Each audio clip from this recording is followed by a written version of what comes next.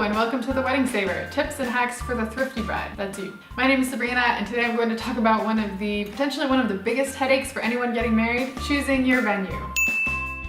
So here are my top 3 recommended types of venues that will save you a ton of money. Number 1 is city parks. These are great for any size gathering, small, big, or medium. You could have as many as 500 people there if you want, and a park would probably be able to accommodate. Warmer weather is really best for a park wedding since you're going to be outdoors. If you're in Southern California, this works virtually any time of year, but wherever you are, make sure it's not fixing to rain that weekend. And if there's even the slightest possibility of rain, make sure you have a backup plan. Things I love about a park wedding: you have a beautiful place for both the ceremony and the reception right there in one location. So you only have to pay for one space instead of 2. And it requires very little decorating because you've got all that pretty nature around. The scenery works great with a rustic theme, a country theme, a fairy tale, a vintage, or a playful theme. To demonstrate how beautiful a park wedding can be, here's a video shot by my sister, who is a videographer in Provo, Utah. I'll put a link to her work down below if you're interested. She also spends a lot of time in Southern California. So hit her up, she's really great. This wedding was for a coworker of ours who was married in a park in Orange County, California. And after going to hers, I almost had my wedding in a park because the prices were so reasonable and it was just so convenient. You're looking at as low as $40 an hour to rent a space to $250 an hour. So tempting, right? Definitely works great with a daytime wedding, but if you want your event to go later into the night, just make sure you have a place where you can hang up some bistro lights. Another plus is there's so many awesome spots for photos right there at your venue. You don't have to plan in travel time to go somewhere else to take pictures. And if you're still not convinced, just look at this shot. Could you really get a shot like this in a banquet hall or a church basement? Probably not. Speaking of a church, number 2 is churches. So if you have a local church you attend, awesome.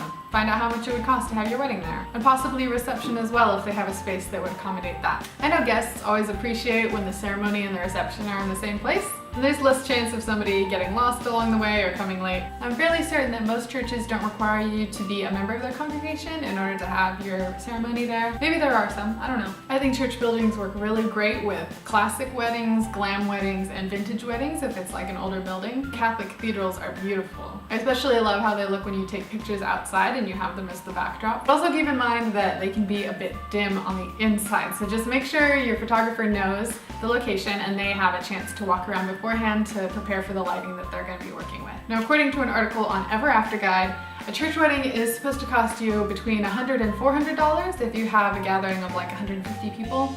If it's more than that, then it could be like $500 to $800, but that's still not very much comparatively. But maybe this is just me, but I didn't know other churches require you to pay to use their space. The church that I attend, it doesn't cost anything. You just have to call and reserve it. And the bishop will even perform the ceremony for free if you want. So if you're looking for a free option, that's one of very few that I know of, is your local Church of Jesus Christ of Latter-day Saints. You don't even have to be a member. Speaking of free venues, that brings us to number 3, but number 1 in my heart, backyards.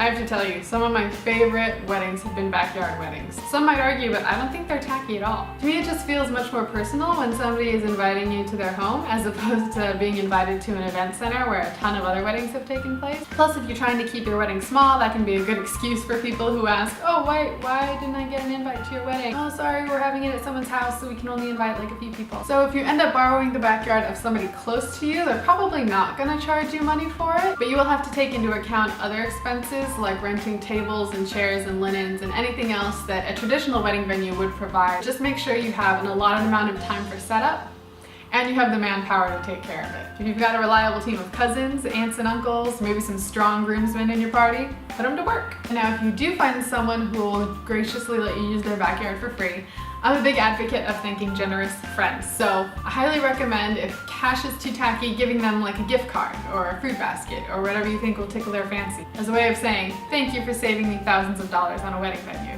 And the best part, in my opinion, about all of these 3 venues that I mentioned, they're all bring your own food.